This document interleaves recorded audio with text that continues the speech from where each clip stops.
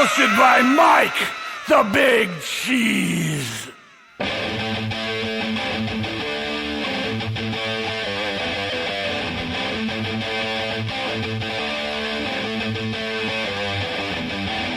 I hear the sound in a metal way.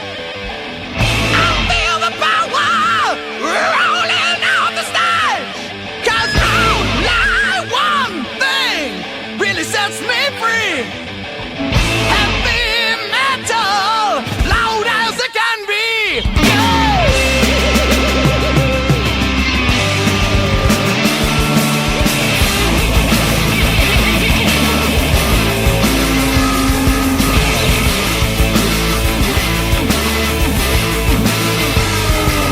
Baby, I was born to play music. I'm a man with a screaming guitar. But there's a light in the middle of the stage. In a minute, I'll be wearing it all. I don't know another way of living. Baby, I don't really care. Give me a pair of jeans and a rip as me. And girls that love to share. Heavy metal. Metal days. Heavy metal days. Heavy metal days. Living like there's no tomorrow. Yeah, Curry says we're all on the edge. He says, man, you're really graphic. This band's a social wedge. Well, we all got hearts made of metal, and our blood is hot molten rock. And if I don't hear the sound of metal, I go into shock.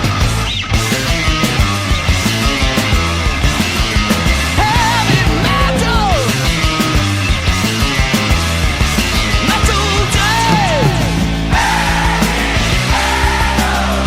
Heavy metal days.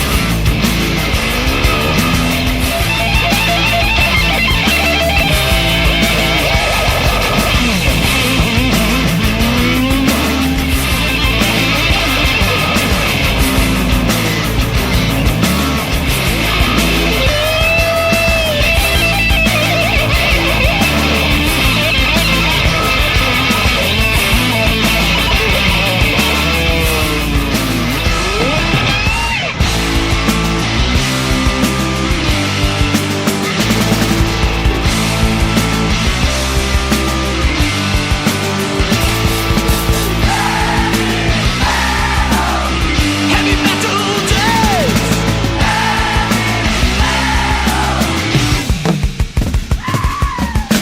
So Mr. DJ, play just one for me. You know the one with the crashing and the screams. 'Cause only one thing really sets me free. Heavy metal, loud as it can be.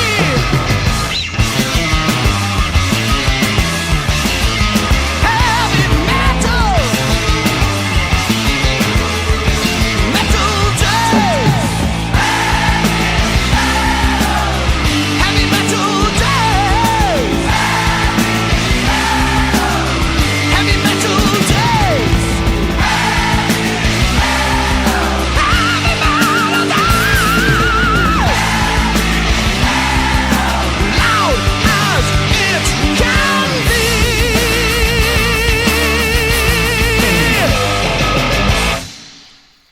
Welcome back to the Heavy Metal Mayhem Radio Show. It is Sunday, August 24th. This is the last show for August. We're off next week for the Labor Day weekend. We got a great show for everybody tonight. Matt Maurer of Mortal Sin, Rick Hunolt, formerly of Exodus and now in Nefarious. We'll be talking both of them on tonight's show. Hopefully we'll make it through the entire show tonight without any screw-ups. I mean, last week we had nothing but problems. The microphone kept dropping out. The switchboard was going in and out. There was some updates installed right before we went on, and the thing reset, so I don't know if that had anything to do with it. But it's very hard trying to figure out what to program and how to set it up as you're trying to talk get music ready, and try to get a guest to call in that's not responding to the phone call. So hopefully we have a better week this week. I think we will. But like I says right there, Man and Worth Metal Days. That first record to me is a masterpiece. Like I always say, there's a handful of records that I could play over and over again from start to finish and never get bored, and that's one of them. And to me, the first three Man and War records are classics. We did a metal matinee many years ago when we used to do the matinee show on a Wednesday, which was like a theme show. It was like the Holy Trinity, and I picked out bands whose records to me, the first three were masterpieces. One, two, and three, just unbelievable records, and everything after that was kind of a disappointment.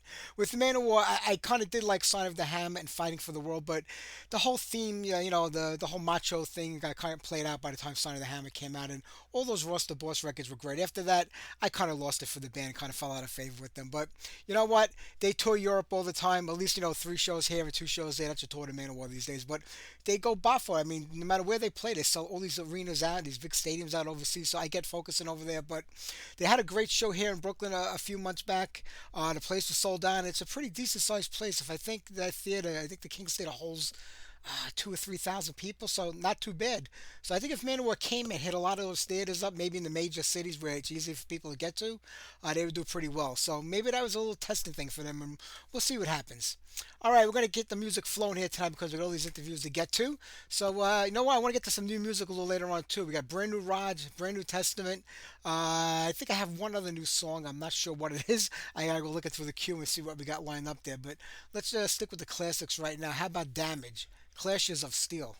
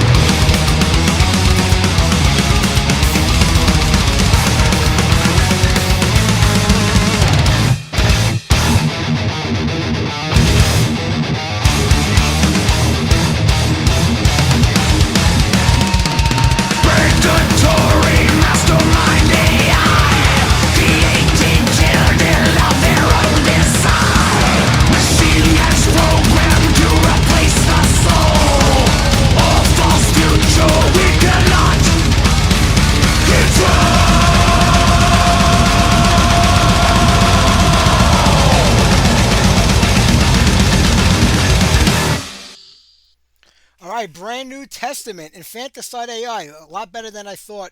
I actually enjoyed it, but I have to tell you, the record label that put out the new Testament and the new rods, they're kind of slacking off because I had to go asking for the singles. We should have had them in our hands by now to play. So they need to get back. I mean, a lot of these record labels are doing stuff on their own anymore. They used to hire PR firms to represent, their artists. A lot of them are moving away from that, and they have like in-house people doing it, and they've been kind of slacking off. Let's just put it that way. All right, we're gonna get to the interview in a few minutes with Matt Maurer from Mortal Sin. But before that, I want to apologize for last week's show. It was a nightmare. The switchboard kept going in and out on me. I could not figure out what was happening. The mic was dropping, then there was no sound at all. It's hard to figure these things out when you're trying to do a live show. Get music set up to play, try to reach out to guests. And the guest is another thing. We were supposed to have Gus on last week, Gus Penn from Sacrifice. I called him multiple times and never answered the phone, sent him a lot of messages, left voicemails, never heard back from him. The next day he called me back, he said he fell asleep, he was tired. To me, that's no excuse. So you know what? Sacrifice are going to have to go into the book. The first artist this year, I know we put Pat Moore of Fear into the book, but we took him out because he sent me pictures the next day, which I felt horrible about, of him having an auto accident, and he was all battered and bruised, so he couldn't make the show because he was in the hospital. So for the first band of 2025, they are going into the book, and that band is Sacrifice. Let the name of Sacrifice be stricken from every book and tablet, stricken from all pylons and obelisks, stricken from every monument of heavy metal.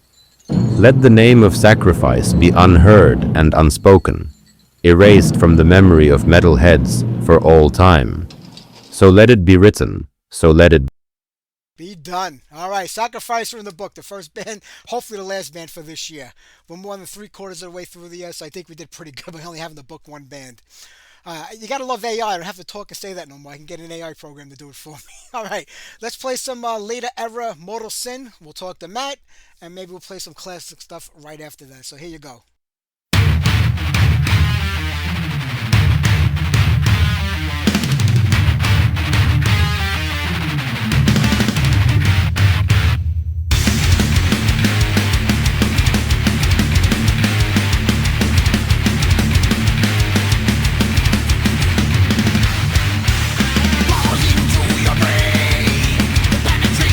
Inside your mind, the memories will remain.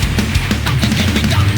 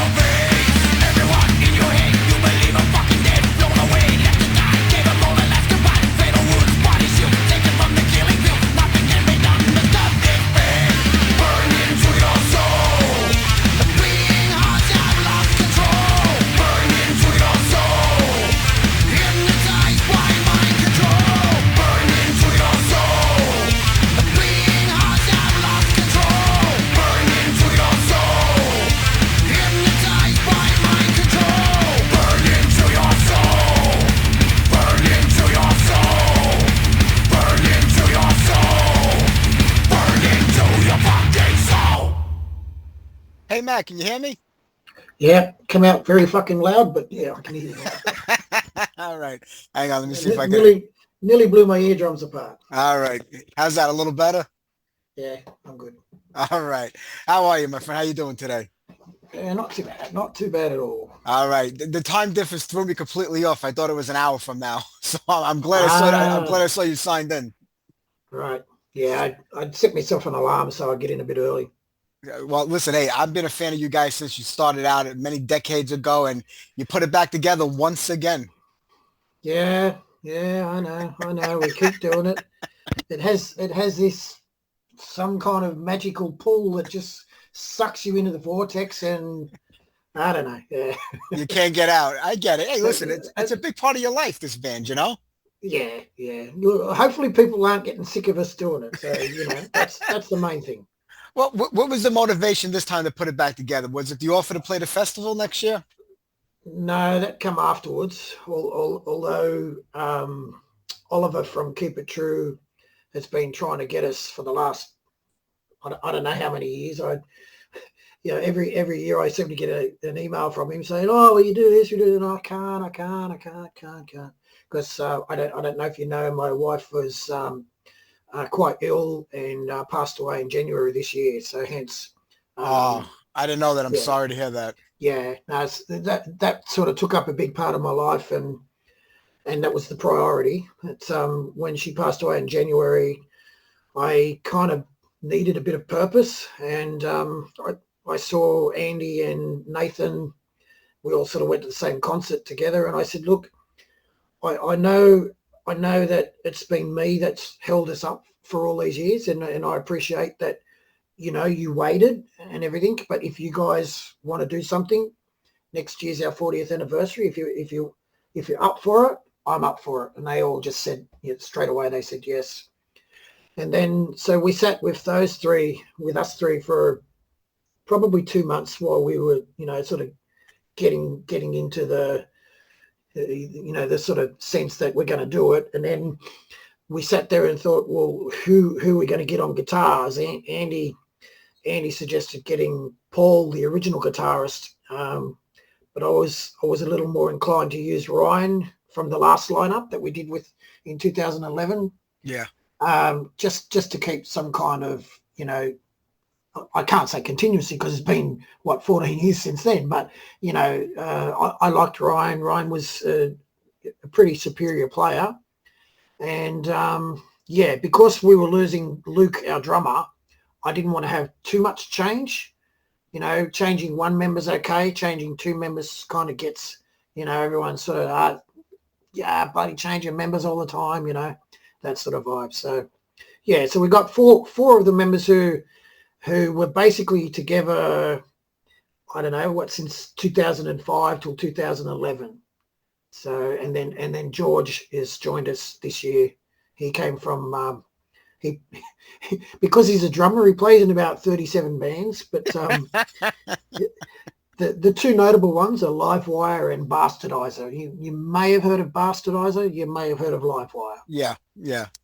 Well, that's great. I mean, yeah, you and Andy go back to the beginning of this whole thing, and then, like you said, the other guys come in. They've been with you more than 20 years, so it is kind of, an old school lineup in a way when you think about it. 20 years is a long time, and there was gaps, but it's a long time relationship between everybody. Yeah, I mean, when we discussed that the other guys joined in 2005, it was like, wow, that's 20 years ago. It only feels like 5 years ago. It's really weird how time constructs everything. It's to us it just did not seem like 20 years since we had that lineup. Yeah. When you think about it, when the band formed in 1985, I mean, like I said, 40 years ago now, I mean, Yeah. the scene was still completely underground. You had bands like Metallica who just got signed to a major label, but they didn't really break big yet. There was a rising coming up, but they didn't really hit yet.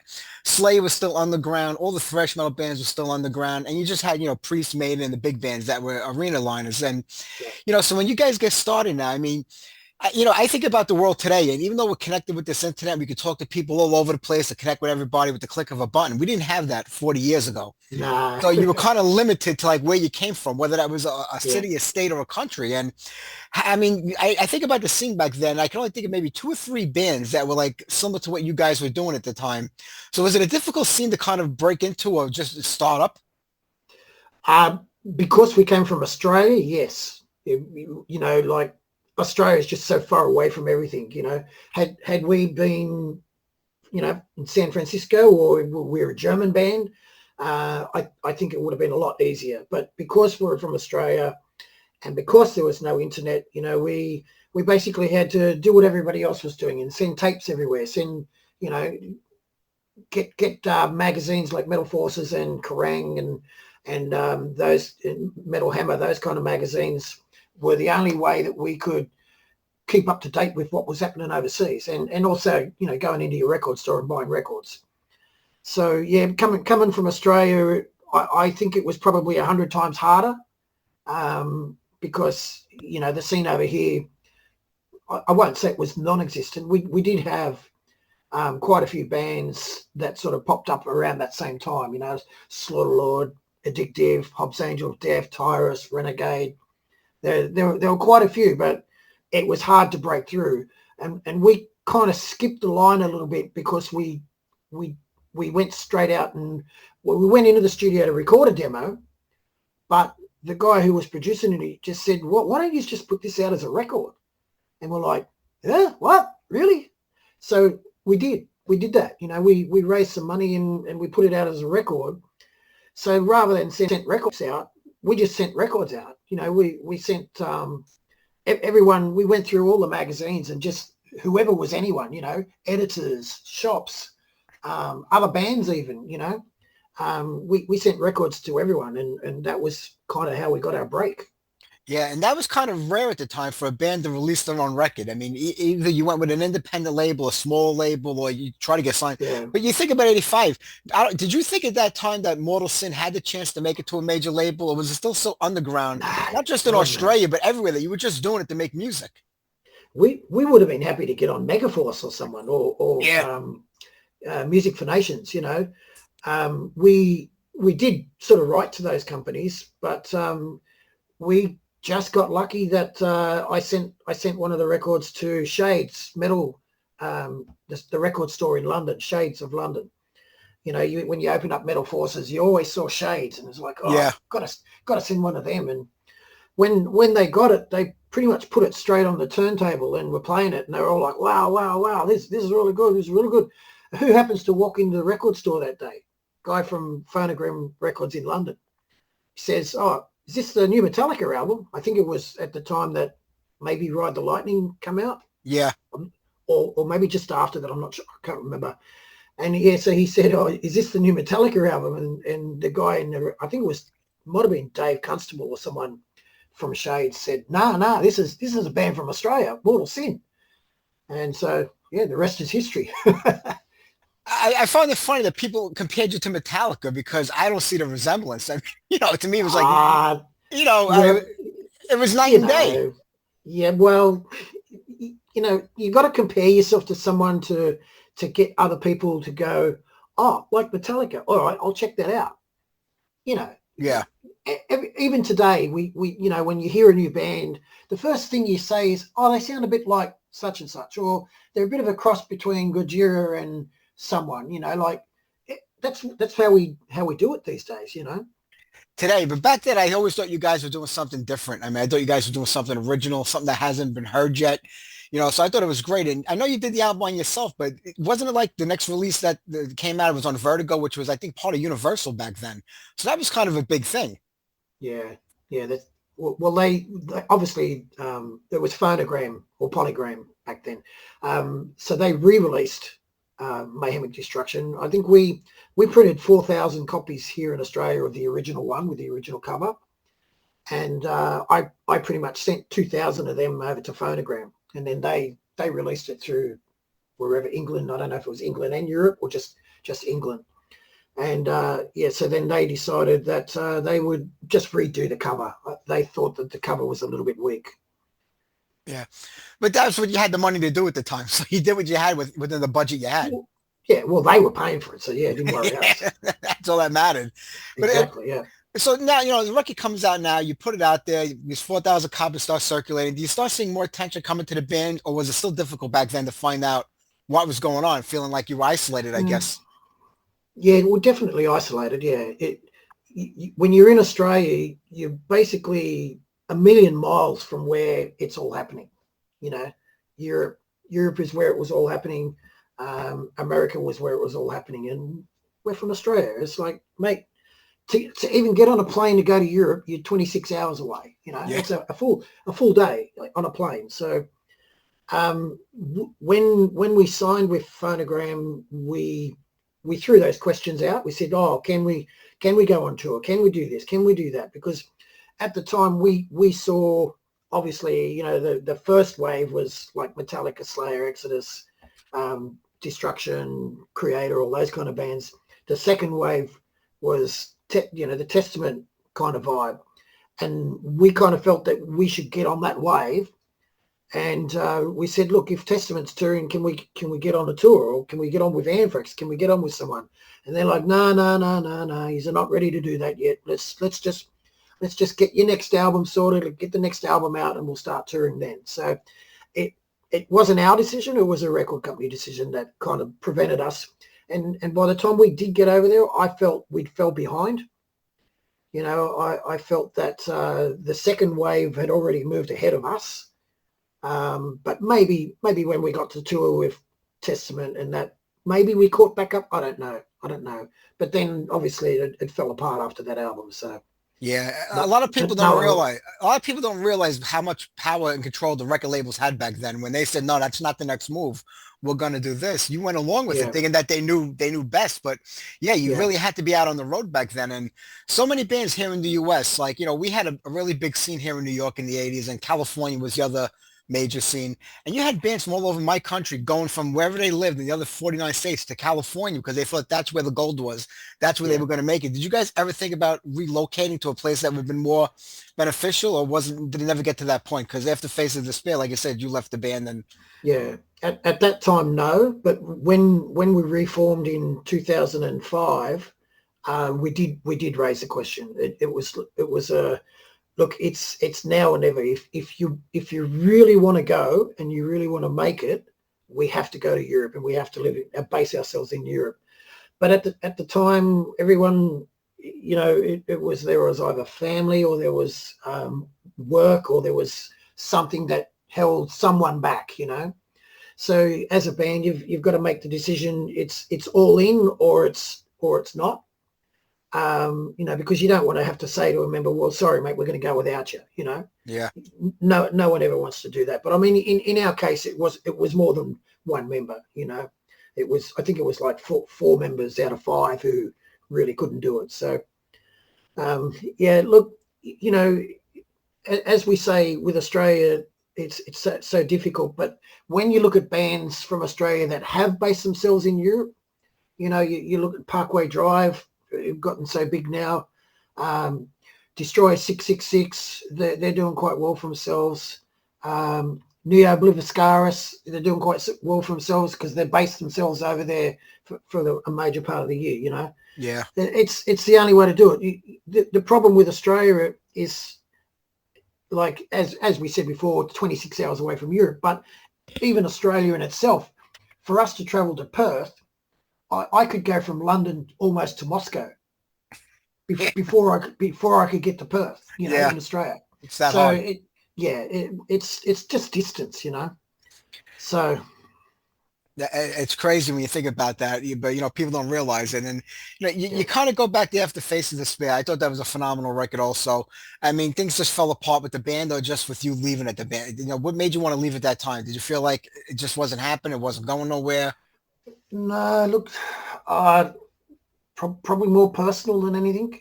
At the time, I was the only married person in the band. Yeah. And I took my wife with me, when we did that tour with Testament. We didn't do the whole tour. She just came for 2 weeks.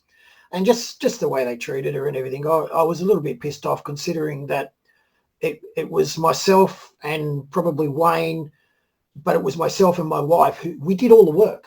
You know, whenever it came to interviews, whenever it came to sending stuff out, whenever it came to all the back end stuff of the band, it was myself and my wife that did it all. And for her to get treated that way while we were on tour, I was pretty pissed off. And then also when Steve Hughes came into the band after we fired Wayne, the whole dynamic changed. Because he was a member of Slaughterlord and Mick was a member of Slaughterlord, I personally felt like they were ganging up on me, and they kind of wanted me out of the band, which is a bit silly in hindsight, but at the time, that's what it felt like. And then the way they treated my wife on tour was the camel that broke, the straw that broke the camel's back. But look, I mean, I've spoken to so many musos these days and say, oh, you don't ever take your wife on tour, blah, blah, blah, blah, blah. It's, and now, like with the current lineup, everyone else is married now, and, my wife passed away. So I'm the only single one now. So the dynamic has changed again. Completely, yeah. Yeah, but it's crazy because, when you don't realize when you're a kid and you have nothing going on, you could get in that van or in that car and drive all over the place for as long as you want to do what you want to do. But as we get older, life gets in the way. I hate to say it that way, but we get married, we have families and things, and it gets harder and harder. But I think it's at the point right now where a lot of bands can just like, hey, you know what? We could fly off and do this show. We could fly off and do that show, do some local shows. It's different now than it was in the 80s, but the scene is still here and it's still vibrant. And I get what you're saying about Slaughterlord. Slaughterlord, I guess, were like, the other band that came up with you during the scene in the early days, and they were the only other really well-known band outside of Australia that we heard of. So having like almost half of Mortal Sin being Slaughterlord, it must have been a funny dynamic at that time. Yeah, although in saying that, their taste in, well, not their taste in music, but, like Mick, when he joined Mortal Sin, was very progressive. He, like the songs on Face of Despair, there's so many riffs and so many changes, progressive changes. That's all because of Mick. So he went from Slaughterlord, which was an extreme band, into Mortal Sin, and I kind of feel that it made him make us better. Like it just the way he riffed and the way he wrote and everything kind of really suited Mortal Sin, whereas maybe he just had moved on from Slaughterlord. Slaughterlord was one chapter in his life. Mortal Sin was a kind of a step up for him. Whereas Steve probably played in a lot more bands in between that. So he when he left Slaughterlord, I think he went to Sadistic Execution, and then he did a whole bunch of other things. He was in a band called Presto, which was more kind of like a progressive kind of thing as well. So there, like I was trying to say, that their tastes had changed, and while not necessarily for Mick was good for Mortal Sin, but for Steve, I don't know, because he never really got to write anything, at least while I was in the band. So I can't really answer for that. But yeah, just I don't know. Yeah, just things happen when you're in a band, mate. It's like the band is your wife. You're living with them, you're touring with them, you're in the same rooms with them. You're spending all that time together, and if personalities clash, or if there's any alpha males, it causes problems. You just got to. I think we're all old enough now to realise that, look, we've probably got one more chance at this. So let's just work together on it. Let's just make a go of it. Yeah, make it happen. Yeah, there's a big difference between having a pint with a friend somewhere and then living with them on and off in a bus and in a hotel. You really find out who people are at that time. But there was a record that came out without you on there, Every Dog Has His Day. To me, that wasn't Mortal Sin, in my opinion. When you came back again into the band, maybe 7-8 years later, you hooked up with the guys again, and there was so many changes in lineups in between the time you left and the time you came back, and over the years anyway. Did you feel like it was still Mortal Sin to you at that point in time? In the in-between years, I think maybe, and this is not being big-headed or anything, I think maybe they realized that my contribution was quite important, and when I left, they maybe tried to make it better. And you know what happened in 1990, mate. Grunge came, all the genres just split. You started off in 1985 to 1990 with heavy metal, new wave of British heavy metal, thrash metal, punk, and then so by 1990, 91 there was 5,000 genres, subgenres. Yeah. It split the whole scene up. So only the strong survived. So if Mortal Sin was ever going to survive, they had to have come up with something that was better than Face It Despair. No question. And because of all the member changes and everything, they lost the core of what Mortal Sin was. And whilst I don't know whether they were trying to recreate it or whether they just thought, well, look, these are our members now, let's just go whatever, however we go. I don't know, because obviously I wasn't there. But I'm the same as you, and I hear it from everyone. We don't consider that as a Mortal Sin album. Yeah. And when it comes to the history of Mortal Sin, it's the album that we obviously we don't mention. Yeah, I don't blame you. Yeah, so many bands have had to replace their lead singers over the years. I mean, it's just that, as bands grow old and think whether the members left, they died, they don't want to be in the business no more. It worked for AC/DC. Who think anybody can replace Bon Scott? I mean, it worked for them. It worked for Iron Maiden. But then other bands it doesn't work for. And I think Mortal Sin is one of the bands that without you in it, it doesn't sound like Mortal Sin.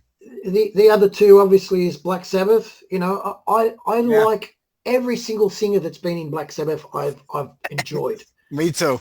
Absolutely, and even Ian Gillan, that album, the one that he did, Born Again, yeah, I love it. Yeah, and same with Van Halen, Sammy Hagar, I love his songs, absolutely love them, but I also like the David Lee Roth ones, But yeah, you're right, it doesn't always work, and I don't know.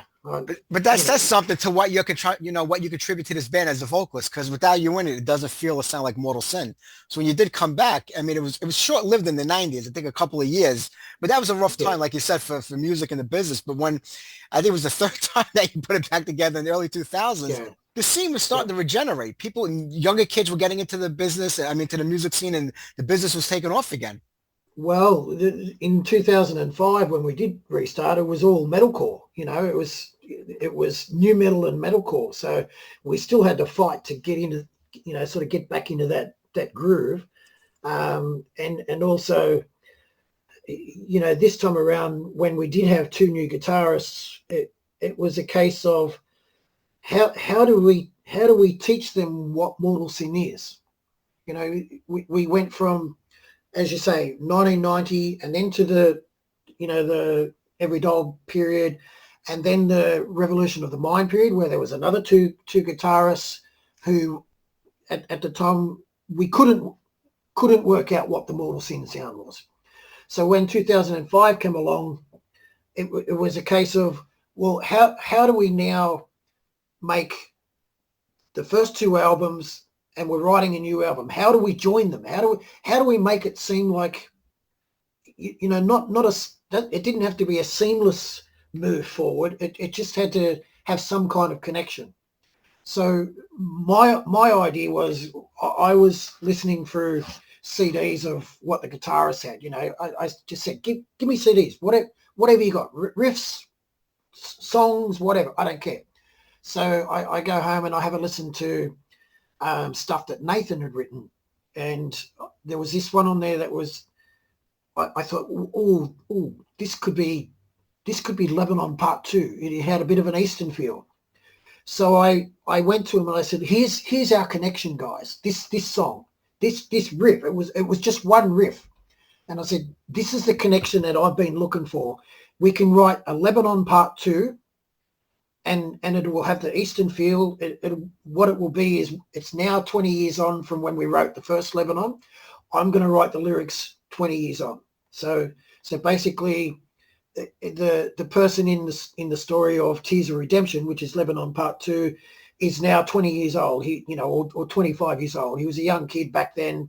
All his family was killed, and now he's sitting there, and he's like 25, questioning Islam because well, if there's a God, why are all my family dead? You know, so that was going to be the connection, and it came off so perfectly. It was basically then what told them this is what Mortal Sin is, and then the rest of the album came after that. It was really good the way to do it. It just took that little bit of jiving to get the sound back again and to rediscover Yeah. what Mortal Sin was or should have been. And it's not an easy task when some of the songwriters that were there around that time aren't a part of it anymore. But you look at the two later albums that came out like over the last, well, God, I think it was 2011 was Psychology of Death, and then An Yeah. Absence of Faith a few years before that. How do you compare those two records to the first two, which was to most people what Mortal Sin came out to be and what they were at the time? Oh, look, apples and oranges, really, isn't it? Yeah. It's like trying to compare a football team from the 60s to a football team today. You know, while it's the same, in essence, it's the same name. The first two albums was one era. The last two albums was another era. Yeah, and basically, if it were my opinion, I would say the last two albums are better, but a lot of people say no way, the first two albums were better. So it's I don't know, it's subjective. And like even lately when I've been going to shows and since we've been talking about this and putting stuff up on Facebook, everyone's saying, man, Psychology of Death is such an awesome album, but we didn't get to tour it, we didn't get to really promote it. So maybe coming back next year, we might just push it again. Maybe do a re-release just to like do it properly. Because it was such a good album that we feel more people should have got to hear it. Absolutely. I mean, when you think about it, it's almost 15 years old now. So, Yeah, even the latest record goes that far back. But, yeah. you and Andy have always been the binding tides, I think, between, that classic lineup and the newer stuff, because you both were part of it. And that kind of holds that, that link together between the two different versions of the band. And naturally, nothing is going to sound the same 40 years after doing it, whether it's an old song or a new song or different bands, different lineups and stuff like that. But now that the band's back together, you got this lineup together, how far are you going to try to go with it? You thinking about new music or just really just focusing on the live front and getting on festivals right now? Well, look, one step at a time. When we said we'd start this, we said let's just do something for the 40th anniversary. We feel we deserve to do that, and then let's just see. Let's if the reaction is good, if we get shows out of it and all that sort of thing, if there's enough there to push us into doing more, then we'll do more. But we'll get past the first hurdle first. And then, we'll see how we all feel together. Also having a new drummer on board. It's basically a look-see for now. It's not a full commitment to writing a new album, but we have discussed it, and it's sort of not out of the question. But it's also not 100%. Yes, we'll do it. Yeah. If it does happen, are there songs that are left over from different eras of the band that you could work on to put together to create, the new sound from Mortal Sin, or is it all going to be from scratch again, having to rediscover, musically what the band was? I wouldn't do it. I feel that's cheating. When Metallica brought their Death Magnetic out, to me it sounded like they just went through and found all these old songs and let's redo these. I don't know. That was my opinion. Look, we've already put out on various bootleg CDs. We've put old tracks, stuff that we never released. So we've already done all of that. And I think it's such a long time between now and when we were playing and did release an album that I think you've got to come at it, with fresh ears, fresh eyes, fresh head, all new, because it might be better, Yeah. Sometimes old is not better. Sometimes new is better, I tell my wife that all the time. Yeah. Well, when we were writing Psychology of Death, the synopsis that we said was, let's just make something that will smack everybody in the head. We have to write an album that when people put it on, they're just going to go, fuck. Yeah. That just that's like a punch in the face. Yep. And we did that, you know. I think you did. You know, it's funny when you mentioned Metallic with Death Magnetic. I always felt the same way too. Is that they Yeah, rehash a lot of old stuff and try to recapture that magic from the early days because they had a rough go of it for those last 10 years. The old yeah, school fans kind of abandoned them and they were all over the place musically. I thought the same exact thing that you just said, that they found some old yeah, stuff in the box. They tried to redo it and to me, it just didn't work out. But you're right. You can't recreate the past. No matter how hard you try, you know, you can maybe get a little bit of that sound back because that's part of who you were and who you are. But you do have to keep exactly. moving. You do have to keep moving on. As long as the music is good, and that's all that Yeah. matters. Well, look, it's kind of like looking at photos. You know, a photo is a snapshot in time. An album is a snapshot in time as well. You know, it's what you did at that time. It's what creativity you had at that time, and you know, everybody changes. It's like in 14 years, so much happens in your life. You've got a whole new bunch of material that's in your head of all your experiences and all the things that happen in your life. So why would you go back? Let's just draw on those experiences, you know? True. Well, you know, with it being that it's 40 years now and you have the festival coming, it'll be here before you know it, the Keep It True Festival next spring. But I mean, are you going to focus on Mayhemic Destruction record or is it going to be just a snapshot of the whole thing? Look, what we've done is we've told everyone, learn all the songs from Mayhemic just in case a promoter says, I'll put you on this tour, but you got to play all the songs in Mayhemic Destruction. We'll do it. But if it was our choice, we would just keep our set as it is, because having so many songs that we can draw on, I mean, even now, this last couple of weeks, trying to write up a set to fit a 40-minute set, a 60-minute set, and an hour and 20-minute set. Well, what do you leave out in a 40-minute set? Yeah, I know. You know, it's hard. How does Rolling Stones come up with like a 2-hour set where they got 600 billion songs? It's true. You know, fans always think that, you know, when a band writes a record, you know, I mean, in the early days, it's true because, you know, you write your first record, you got your first 7, 8, 9 songs together. You know every song. That's all you've been playing until you get the record out. But as years go on and you start putting out more records and writing new songs, you don't remember a lot of those early songs. There's always a couple that are mainstays in the set list that you're always going to play over and over again. But there are other ones that kind of get pushed to the side and forgotten about. So when you go back now to the first record, you say to yourself, how the hell did we play that song? I don't remember. I don't Yeah. remember, you know? Yeah, well, that's exactly what's happening now. It's like some of them are, you know, muscle memory. Yeah. Straight away, you haven't sung them in 30, 40 years, and it's straight away you can sing it. And other ones, it's like for me, it's psychology of death because we didn't really play it. I don't even know the words to half of the songs. Yeah. Believe it or not. You know? Yeah, people don't realize that. You're in that moment where you're just recording, so you have it all fresh in your mind. But years go by, and you're like, we didn't do that enough for me to even remember it. Yeah. Well, look, the way we're looking at it is that we will play our favorite songs, and you know, there might be some people. You'll always get people say, "Oh, I wish you'd played this," or "I wish you'd played that."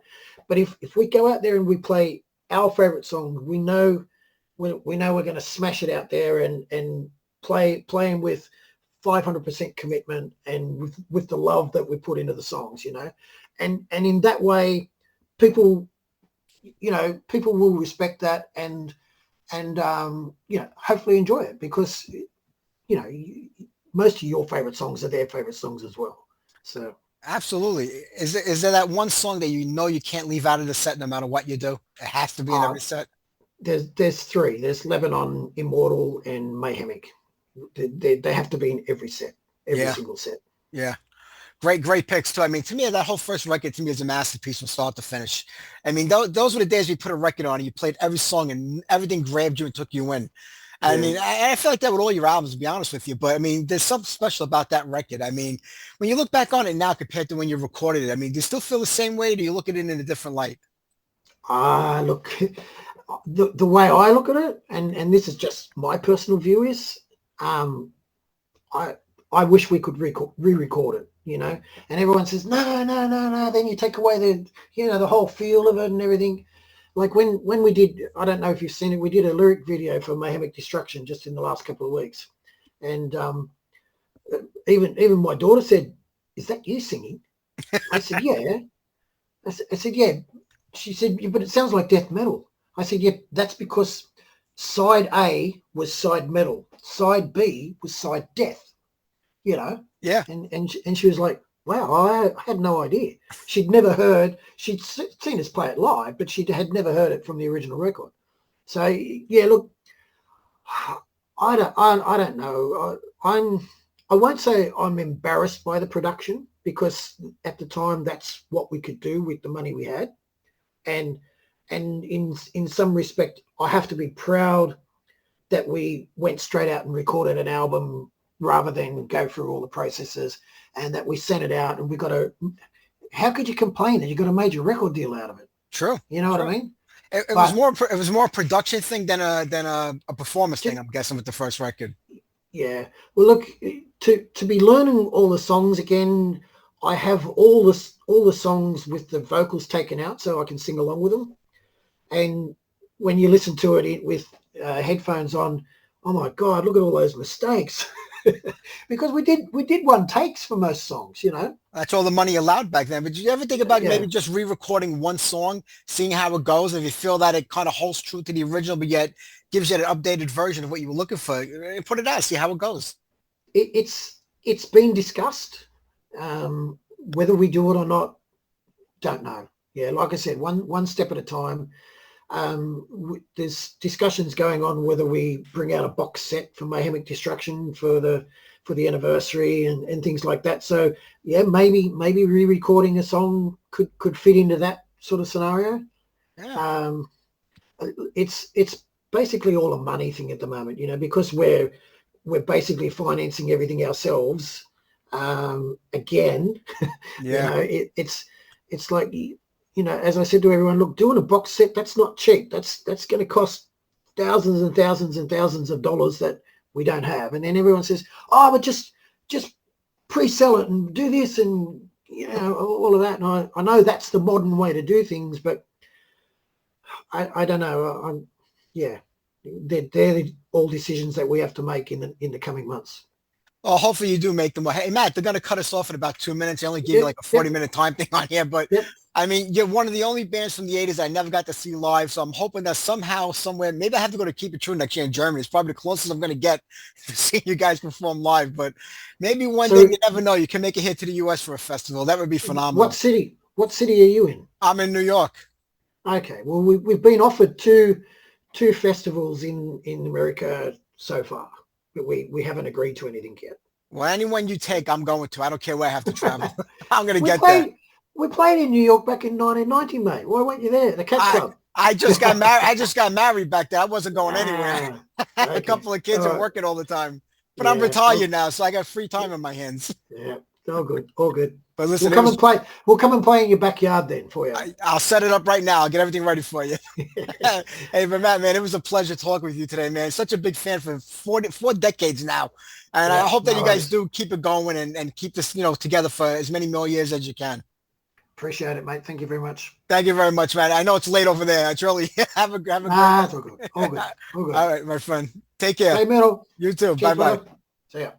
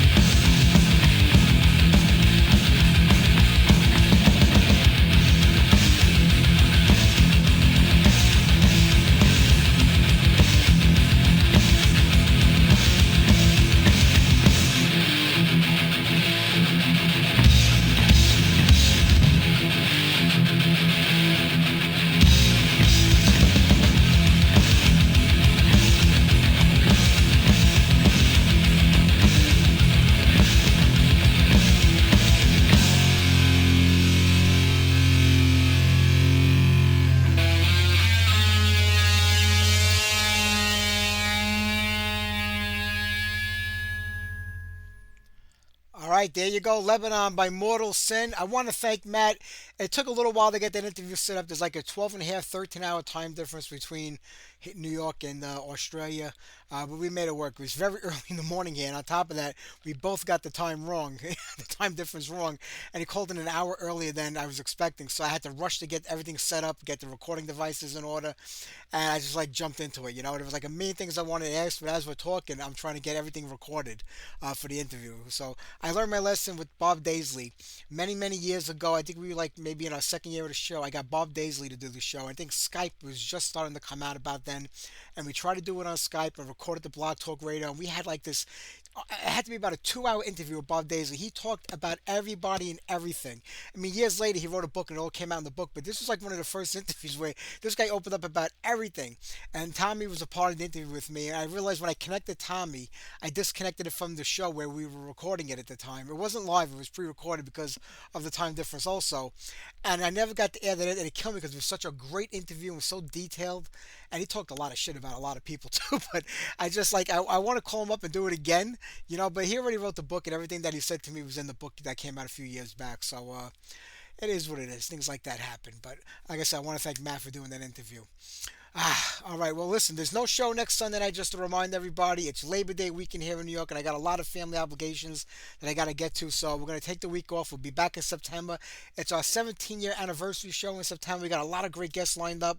I believe we got Richie Cavallero from Insight, Barbara Riglio from Street Child, Lace Dragon is on the show. I just spoke to Tony Abaddon Bray about coming on to promote his book. So I'll have all the lineup scheduled and set up by the end of next weekend. It'll be a great month of September for everybody over here. So there you go. Yes, Dave Mustaine. We should have Dave Mustaine on the line, right? Yeah. That's it for Megadeth. Like I said, after Megadeth do the final tour, about 18 months later, they'll be back out there doing the reunion like everybody else. So I wouldn't worry about that. Okay, let's get to Christian's request this week. He wanted to hear Attack, this great German band from back in the day. This song comes off the Danger in the Air record from 1984.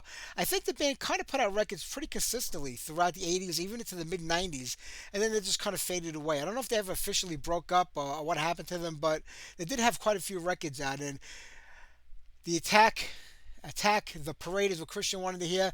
What a nice song to play in between Mortal Sin and Nefarious. It's like night and day music-wise, but here you go, Christian. Here's your pick for the week.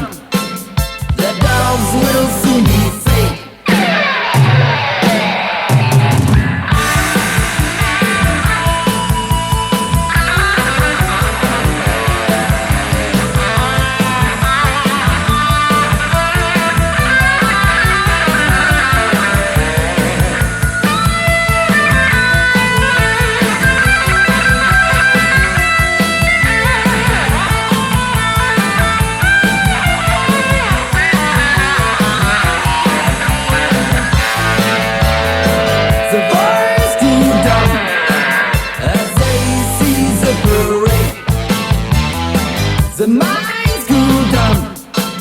The dogs will soon be fake. The boys grew dumb as they see the parade. The minds grew dumb. The dogs will soon be fake.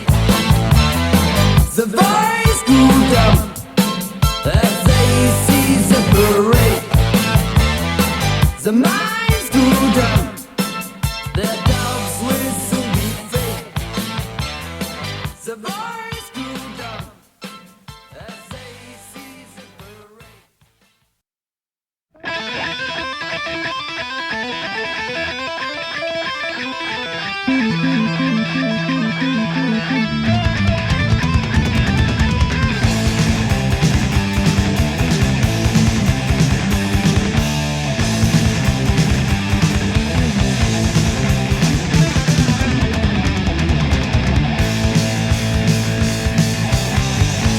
Know what I'm thinking? Deep inside my mind. Maybe you will take a chance.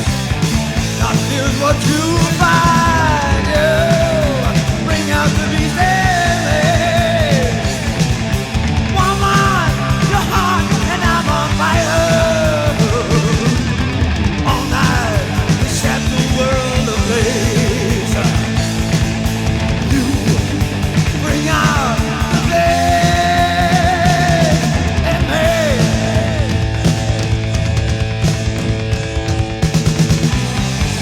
Life's flashing chance on. You're moving to my sight. I will deliver the hardness.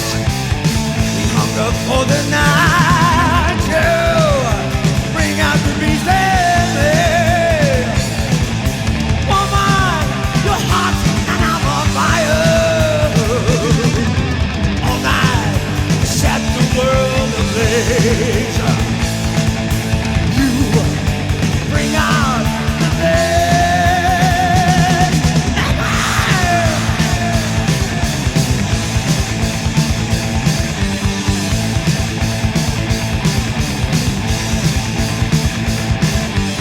Scratch my back, I'll scratch yours too.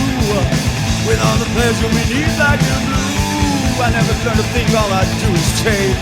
The game is over, I'm burning at the stake. Yeah, bring out the beast in me. Woman, you're hot and I'm on fire. All night, set the world ablaze. You bring out the blaze.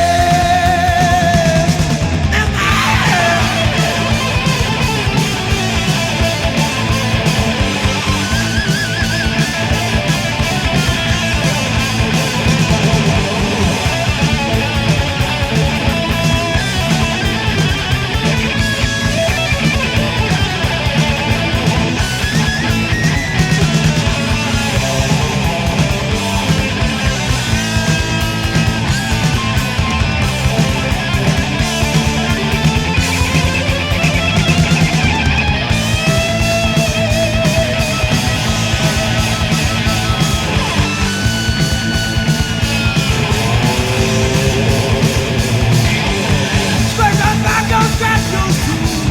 With all the pleasure we need like the blue. I never learned a thing, all I do is take. The game is over, I'm burning at the stake. Yeah, bring out the beast in me. Woman, you're hot and I'm on fire. All night, we set the world ablaze. You bring out the blaze. You bring out the blaze.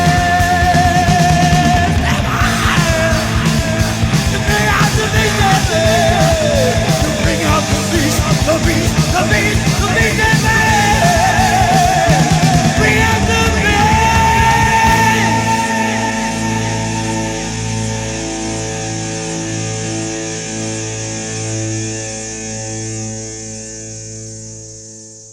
Omen with Bring Out the Beast. I absolutely love that record. All right, we're going to get to Rick Hunolt right now. Nefarious did a press day this week, so we did the interview during our press scheduled time.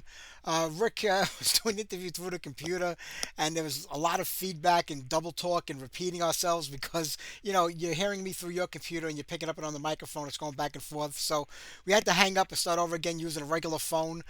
So the volume drops a little bit in the interview, but I'll try to raise it up as we played. But the interview was pre-recorded, so we'll get to that right now. But before we do, how about some classic Exodus featuring Rick on guitar, and then we'll have the interview.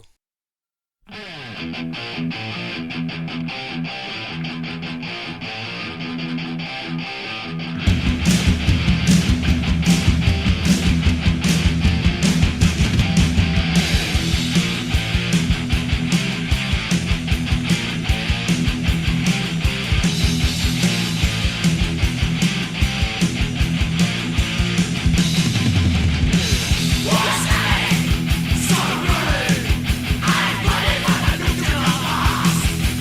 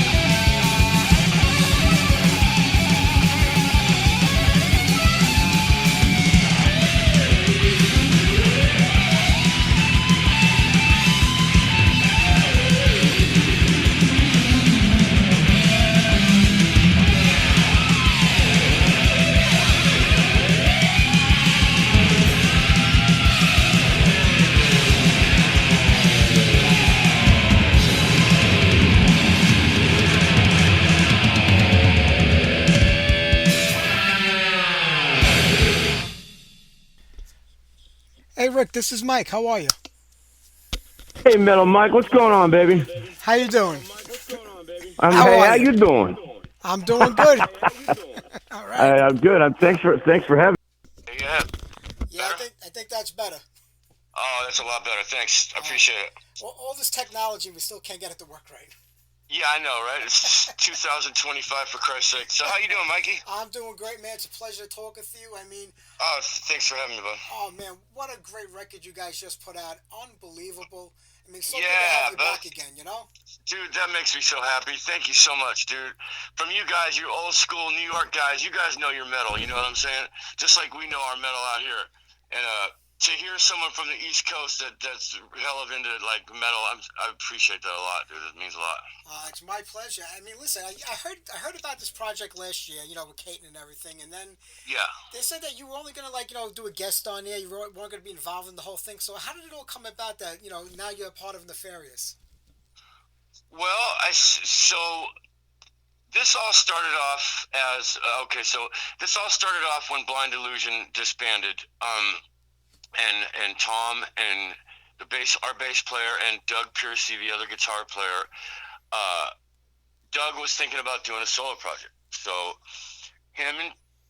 he's got like 2 or 3 songs written, and he's sending them over to Tom because he's gonna need bass on them.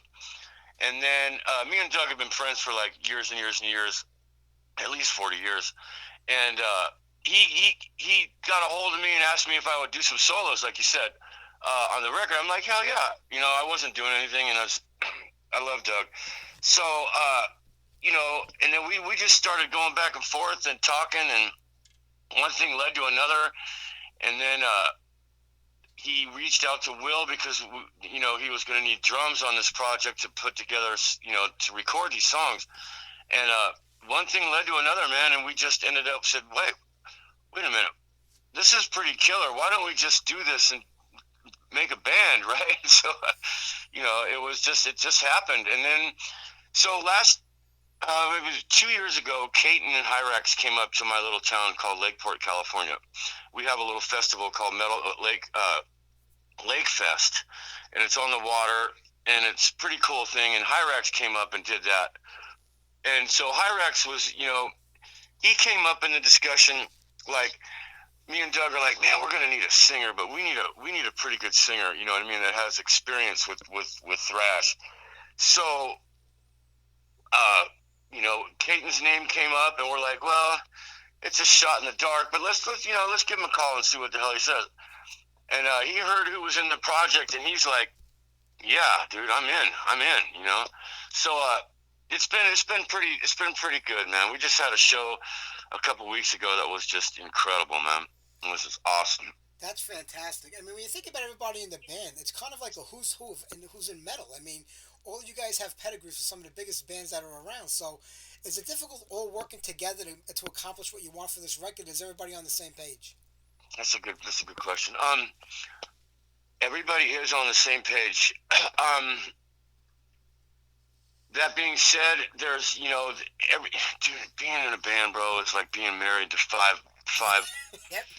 five dudes, you know what I mean? All with different needs emotionally and physically, and people work and people have other bands, and it's not easy. It's not as easy as one might think. You know what I mean? It's pretty difficult. So, you know, you know, I like to tell the younger bands that I talk to, man, is if you want to be in a band that lasts a long time, and you just have to be able to sacrifice a lot of things. You know what I mean? You have to keep your ego in your pocket, and you have to be able to take constructive criticism, and you have to be able to, you know, to get along with people, man, and respect each other, and be transparent and get along. It's so important in this business, bro. And this is where the problems lie in most bands, is they just can't get along. You know what I mean? And then, you know, these great bands end up breaking up, and it's just, you know, it's crazy. It's true. But yeah, it is true. Absolutely. I've lived it for many, many years. And yeah, but we're doing great, man. I mean, I think we've all been in this business long enough where we know what it takes, you know, and given, you know, so Caden's on the road. He leaves for the Dark Angel tour. I think it's sometime in late October, maybe early September. So he's going to be gone for a month. And Will's going to be doing a November run with Death Angel. So we're trying to book shows like in between this, right? So it's a chore. It's not easy, but we're getting it handled. We've got good people on our side, dude. That's what matters. Yeah, it's definitely a challenge because everybody's involved with so many other things, trying to sync it together so everybody's on the same page when they gotta play together. It's difficult, but you'll make it happen and you'll make it work out when the time comes. And with this, yeah, absolutely. It's crazy that it's crazy. Like after the birth of thrash or whatever you want to call it, 40 years later, and now you see all these bands that are in their main bands, but they're branching out, like Category 7 and, all these, I hate the word supergroup, but, all these people that have a lot of experience jamming together. It's pretty cool, man. I'm digging it. Sure. Well, listen, you are in a supergroup right now. You come from, that's what people are saying. You come from big backgrounds. I mean, you think, like you were talking about the birth of thrash metal. When you think about Exodus, going back to the early days of the band, you guys were far and above and ahead of the curve more than I think any other band at that time doing what you were doing. And a lot of other bands kind of piggybacked on what you were creating sound-wise. And, well, us and Metallica, see, you guys had... See, it's funny because you guys had... It's a trip if you think about the whole thing in the big picture. So, on the East Coast, you had Anthrax... on the West Coast, and Overkill, Nuclear Assault, all these great original thrash bands, dude, came from the East Coast. And on the West Coast, you had Exodus, Metallica, yada, yada, yada. You know what I mean? So, and we were all doing basically really fast, hard metal, but it's just on different sides of the country, right? So, and it was pretty incredible to watch. I'll never forget the day we first went to the first trip we ever took to New York. I think it was on the Venom tour with Slayer, and we met up with Scott Ian, and we were just kids, dude. And I had a copy of Bonded by Blood on cassette, and me and Danny Loker and Scott Ian sat down in some park. I'm not sure what park it was in New York, but and I put it on, and we were just like, they were tripping, dude. It was just like, whoa, this is so good. You know what I mean? It's pretty, that's a memory I'll take with me for sure. I was at that show. I think that was at the Ritz, if I remember, in Manhattan. It was the Combat Dude, Club. the Ritz. Yeah. That place was awesome, bud. That was a big disco back in the day, and they started doing metal shows because, metal was taking off around that time. So they figured, hey, let's cash in on it. But man, what a show that was indeed. I mean, holy cow. But, just like with some of Exodus, but you guys were doing what Metallica and other bands were doing long before Metallica was. Exodus was in the early 80s, Yeah, I get asked all the time. It's like almost on a daily basis, at least once a week. Why didn't you guys get as big as Metallica, man? And my answer is that there really isn't an answer to that question, bro. It's just like, who knows? I have ideas. I'm not going to get into it right now, but I think that they, big picture, I think that Metallica just had really, really good songs. You know what I mean? And it's just amazing. They're the biggest band in the world, bro. They became the biggest band in the world. Yeah. Who would have thought that? It's really unbelievable to me. Yeah, back in 1981, you never would have thought Metallica would be headlining all these arenas all over the world. It wasn't even a thought back then that could ever happen. We just thought, hey, if they could play a big club, we'd be happy, Same thing with Exodus. Yeah, hey, we'll sell out L'Amour's. We're killing it, dude. You know what I mean? Yeah, and I think Johnny Z had a vision. I think Johnny knew. I think Johnny had a good idea on what was going on. Him and Marcia, they were like, they saw something in Metallica. I think everybody did at that time. They were on fire, dude. Yeah. It was great. It was just good times, man. I'm just really blessed to be a part of it, bro. That's all. Really. Want to. But let's be honest. It's a matter of being in the right place at the right time and a lot of luck. I mean, you could be. It is, bud. That are just incredibly. Like, how did that guy not make it? And this person did. It's just being in the right place at the right time and having somebody behind you who's going to say, you know what, I can push this to the next level, and they do it. It's hard to do it on your own. Yeah, especially now, dude. I mean, you have the internet, so that gives you the ability to be in like everybody's home because of a phone. But on the other end, we're not making money on album sales just because of Spotify and everything. So it's like the music business is a trip right now, man. It's like no one knows what the hell's going on. It's changing every day. It's changing on a daily basis. It is. You know, everything is like streams and follows and likes and how many. It's crazy, bro. It's nice to get a like that somebody's caring about what you're doing, but really, you want to make money. It's the music business, and No, it's because it takes so much time and energy. I mean, to have a real job and do this, it's like, are you ever gonna sleep, bro? and I just feel for the younger kids. I really do. yeah, That that are infected with the bug, that picked up a guitar and just are infected with that bug that we all got. I go out of my way to help them any chance I get. I'm about to be producing this new local band that's coming up big too. They're good. I'm not going to mention any names until it's final, but there's some good bands coming up in the Bay Area right now. and that's what we need because you know what, we're all getting older. We're not be able to do this one day, and we need to nurture. It's like a farm team, like in baseball. You got to nurture the young No, players, get them to the it majors. really is. It really is, and we're supposed to like lead them in the right path. You don't want to sign no bunk deals with these crooks, and you don't want to. You can do with the technology these days. You can do your own record for almost nothing if you have the gear, and then you can hire someone to mix it, a pro to mix it. You know what I mean?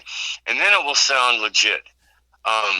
So, I'm just making sure these kids are just going on the right path. That's all. I just don't want to, because, wow, I mean, if we would have had that back in 83, 82, 83, we would have been on a different road. We didn't have that. We didn't know what the hell we were doing. We just signed this, signed that, and it was like, oh, shit. Excuse my language. Sorry. Yeah, that's the way it was back then. It's crazy, but I'm glad things are in a different state right now. And Rick, a couple of years ago, you hooked up with Die Humane. Yes, for the sir. first time back in a long time, and that was Yeah. a completely different band, I think, than anybody would have expected you to be a part of, coming from the background Yeah. you had. But there was some interesting stuff going on with that. I mean, is it over and done with now, or are you still? No. We're about to. We got new material coming out in the fall, and we have some really insane collaborations, man, that you're not going to believe.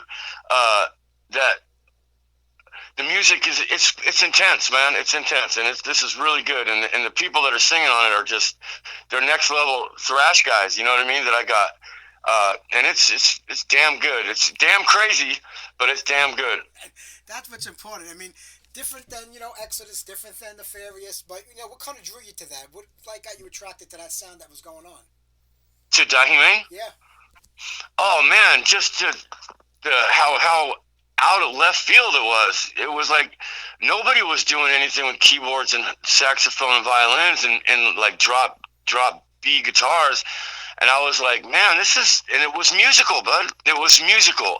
And the songs were legit, and I could actually it gave me a breath of fresh air to sit down with these songs and I could breathe. I loved it because it was musical, but and it's I still love it. The new music is in the same vein, sort of? Yes, absolutely, 100%. Yes, absolutely. So what we're trying to do right now is let me tell you a little bit about Die Humane. So our singer, Garrett, is an English teacher. He's a career guy, so his time is pressed like all year long, and he's got a very, very small window when he can get away. So this year, when we drop these songs in the fall, we're actually going to try to get in a room and do some shows. So I'll keep you up. I'll keep you posted on that.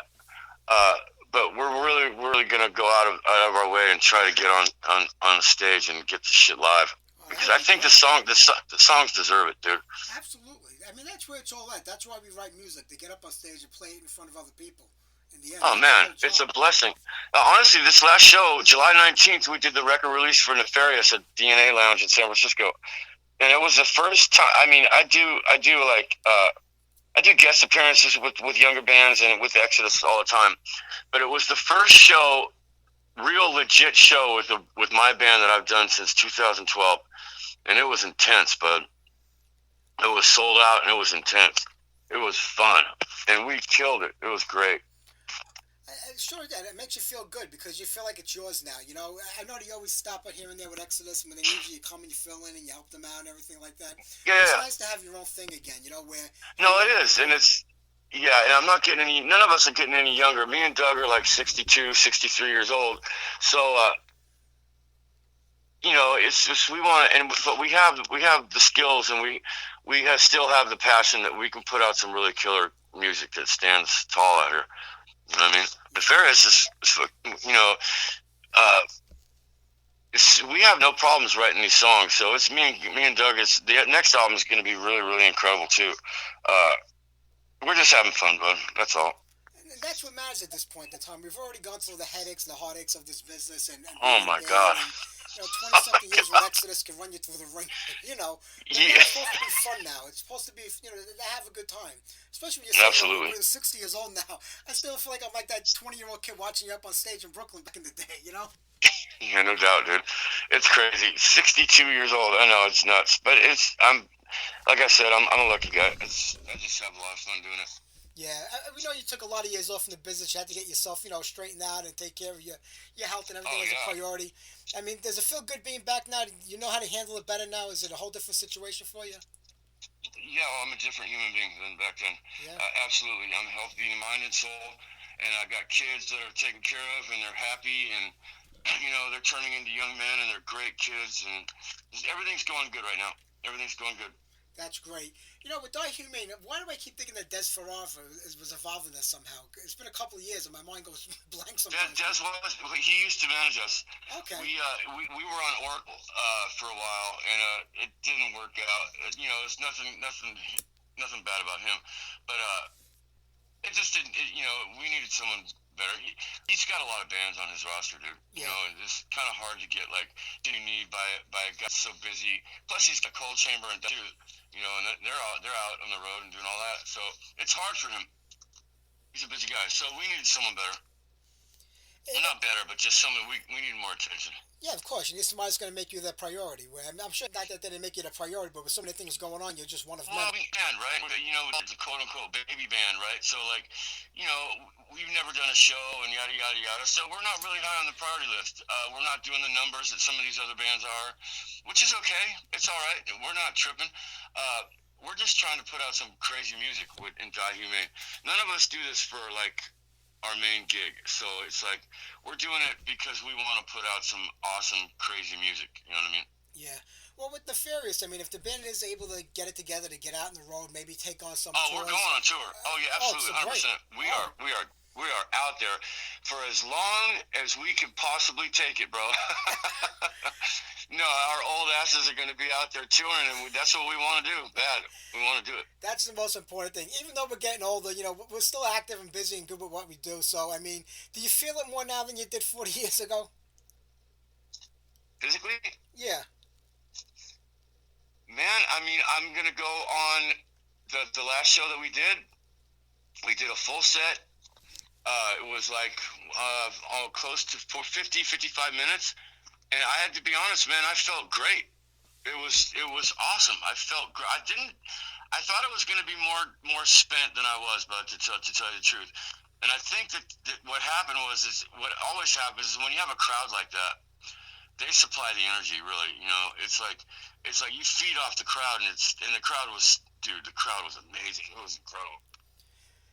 It's that adrenaline that you get from playing live also that carries you through everything. Doesn't matter what kind of 100 shape you're in. It's that One adrenaline hundred rush. percent. Yeah. Yeah, 100%.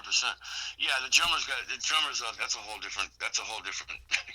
That's a whole different gig, especially in thrash. You have to be a superhuman to play this shit. It's crazy. It's true, but you know what? The band's just starting to get noticed now, and it helps that all you have, it's like a name brand. Everybody's got a name that people know, so it does help the band out a little bit, getting that attention. So, what do you do now to get to the next level with this band? Because like I said, you got tours lined up, the record is out, and you're going to put a new one out probably, I imagine, next year sometime. So I mean, what's the progress for the band? I mean, is it just keep trying to get tours like in the old days? Yeah, I think the best thing that we can do right now is pick and choose the shows that we get offered, and make sure that the ones that we do play are legit and are worth it, and in front of enough people, and we're just gonna keep playing. Dude, we're not out here trying to be Metallica. That's just silly. We just to play. That's all. We just want to play, and we're not out here to try to. We all have other things going on. That like I said, we're older, dude. So we just want to play, bro. And if we can get on tour at 62 years old and do what we love to do, then we're blessed. Absolutely. Do you feel like now you have more of a choice to pick and choose? Because maybe shows might not work out for you. Maybe for one of the band members, or it just isn't worth making that trip to do it. So do you have to pick and choose, or do you just go for everything that comes your way right now? No, well, first of all, we have to work around Caton and Will's schedules. So that's number one. Number two, we will take shows, and it's not about money. I mean, it is some about, to an extent, it is about money, but it's more about how many heads do we think that we're going to be playing for, and what band. We're trying to find. We're not trying to headline. We want to go out with some bigger bands. I think that we'll even open. I don't care. You gotta start at the bottom, bro. So, we'll take whatever we got. We'll pick and choose. Well, I'm hoping that you pick and choose something in New York, because Oh, you dude, guys get over absolutely. No, that's one of the main things. We got to go to New York, bro. And we'll get over there soon. I'm pretty sure. We still have a pretty active scene here. I mean, I don't know how it was up in the Bay Area this day. Still pretty active, or just It's great, bro. It's great, man. We did like 750, 800 people at DNA Lounge July 19th, and it was our first show ever. So that's pretty. It was really good, man. The crowd was crazy. They stole fantastic. The show. Oh man. Yeah, it was really good. You're talking about Exodus. I mean, this has been like an up and down year for the band. Zetro was out again. Dukes was in. What's your take on all that? How do you feel about it? Because I know you've been with both of them. Honestly, dude, I will always be a part of Exodus, no matter what. But as far as like choices like that go, and I pretty much try to stay out of it. It's hard for me, man, because I don't have any skin in the game per se right now. But I love Zetro. He's been a freaking bandmate and a friend for decades. And then on the other side of that coin, I love Rob Dukes too. I think they both have something to offer Exodus. I think, honestly, from what I hear, Zet's just not digging the road anymore, dude. Yeah. Yeah, dude, hell yeah. And well, for whatever reason, I haven't the faintest idea. I don't ask those kind of questions unless they want to talk about it, and then I'm open. But Gary, it's a business, like you said. And Gary, it's Gary's baby, dude. It was our babies in the band, but now it's pretty much Gary's baby, and he doesn't want to be on a tour bus with someone that doesn't want to be there. You know what I mean? Sure, it's uncomfortable. It's uncomfortable, and it makes everything. It's hard enough being away from the family all the time, anyway. And to be on a bus, after you do a killer show, you get on the bus, and then there's this one dude that's just not. He's not vibing. You know what I mean? Yeah. It takes a lot out of it, and it sucks for the fans, the Zetro fans. But that's my take on that. But This what this happens every band all over the place. I mean, listen, Paul was in the band. Whoever thought Paul wouldn't be in the band, then Zetro was in the band. Paul, Rob. It happens with a million bands. It happens with Anthrax. It happens with everybody. But Bungle. I mean, look at Bungle. Bungle's and Scott Ian is just absolutely killing it in Bungle. But oh my god, I love that band. It's like this is just a business, and the way it is today, you can't really, do nothing about it. Yeah, it is a band. It is a business, and it's not an easy business, man. It's not. The levels that we're all at. The levels that most people are at say 90% of it, they're not making any money, dude, and they're spending lots of money. It costs money, to be in a band. And gear is not cheap, bro, and gas and food and transportation and like, dude, it's crazy. Now all these venues are trying to take all this money from percentages from merch and yada yada yada. And holy shit. When I heard that with the merchandise, I was blown away because I didn't know that was even going on these days.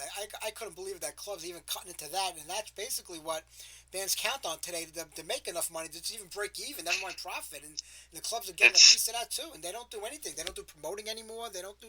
No. It's just taken. It's infuriating. It's honestly, it's really a good way to kill the actual business. Yeah. I mean, to really kill it. I mean, to actually kill it. Like, there's not going to be any more bands touring. There's not going to be any more live shows. And it's like, wow, really? Holy shit. A lot of people, music is a big part of people's mental health. Yes. You know what I'm saying? So you have to think about this in the big picture.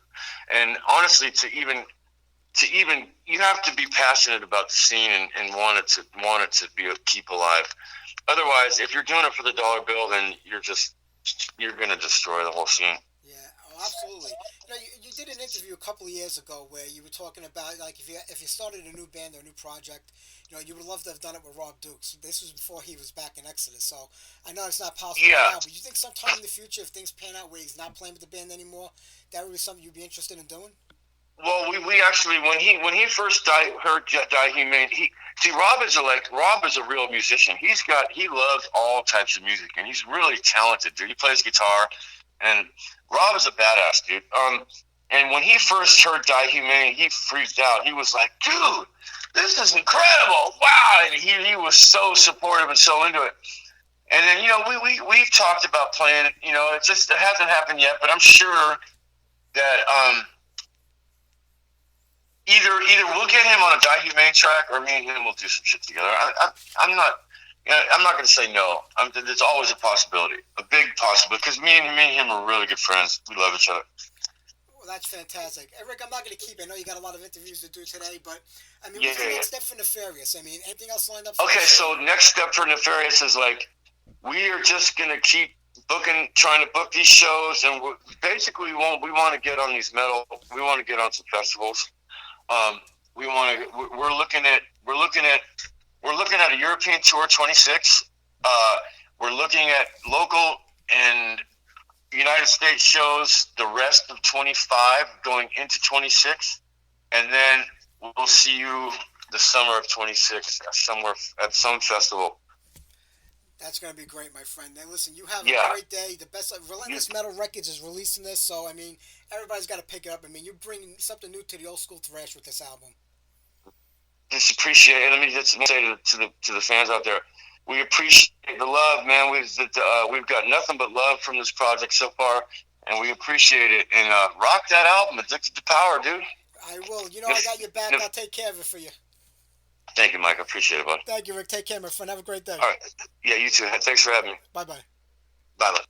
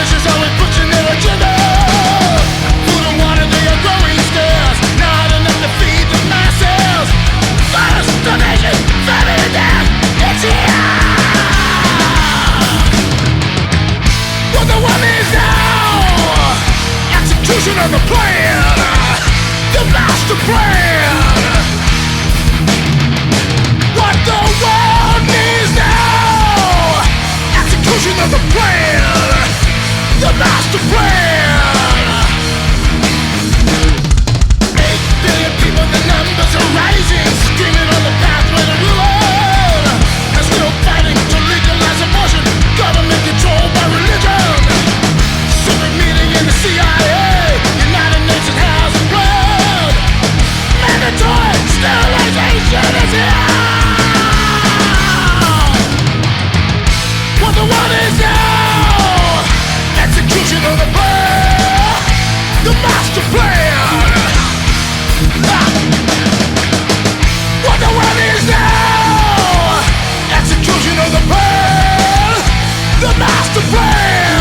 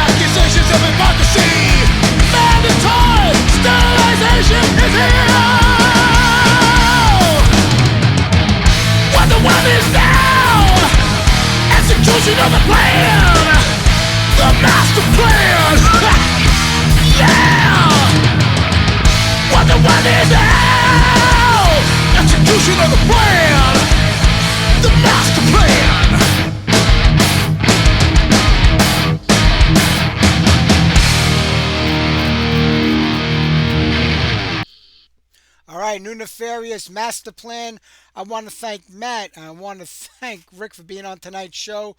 We're off next week, so enjoy your long weekend. We're back on, I'm not even sure what day it is. I think it's like September 7th or something. Yeah, September 7th, we're back. And we'll be doing our 7th year anniversary show next month. So join us. We got a lot of great guests and a few more we're going to book. How about we wrap it up here tonight with some brand new Rods? This is a pretty long song and not what I expected from the Rods. A little different sounding than what we're used to from this band. They got a brand new record out called Wild Dogs Unchained. It's mostly a new record with a couple of re-recorded old classic tunes on there. So I'll reach out to Carl, maybe try to get him on the show next month. It comes out, I think, September 5th, I believe, around that time. So we'll get that going. Imam was just talking in the chat room about how fucked up this world is, and I think this song kind of encapsulates all that. It's called World on Fire. So take care, everybody. Have a great week. Happy Labor Day to everybody here in the U.S., and I'll see you guys in 2 weeks. Here you go, brand new Rods, World on Fire.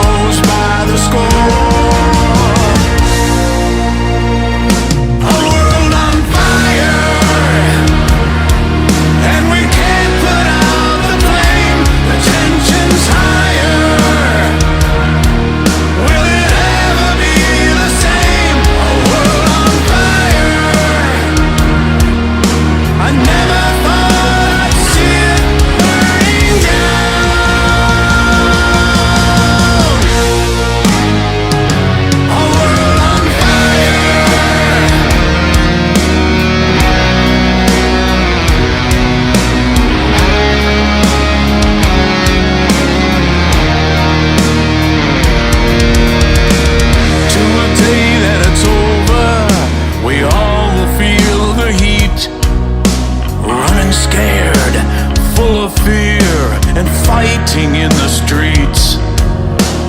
Black or white, it's hard to face the writing on the wall. Evil is as evil does, someone takes the fall.